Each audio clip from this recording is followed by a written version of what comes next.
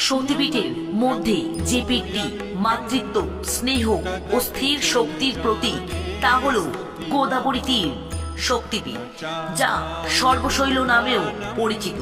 এই শক্তিপীঠটি অবস্থিত অন্ধ্রপ্রদেশের রাজামন্দ্রির কাছে, পবিত্র গোদাবরী নদীর তীরে।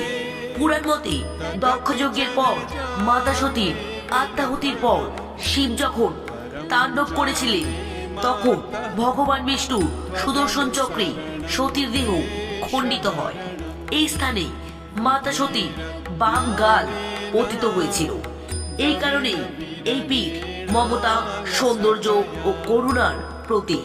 এখানে দেবী পূজিত হন মাতা বিশ্বেশ্বরী, যাকে অনেক স্থানে বিশ্বমাতৃকা নামেও ডাকা হয়। এই পীঠে ভৈরব হলেন দণ্ডপাণি ভৈরব, যেটা শিবের ন্যায় রক্ষাকারী রূপকে প্রকাশ করে। গোদাবরী শান্ত প্রবাহের সঙ্গে এই শক্তিপীঠ ভক্তের মনে আজও বিরাজমান। কমেন্টে অবশ্যই লিখবেন জয় মা বিশ্বেশ্বরী।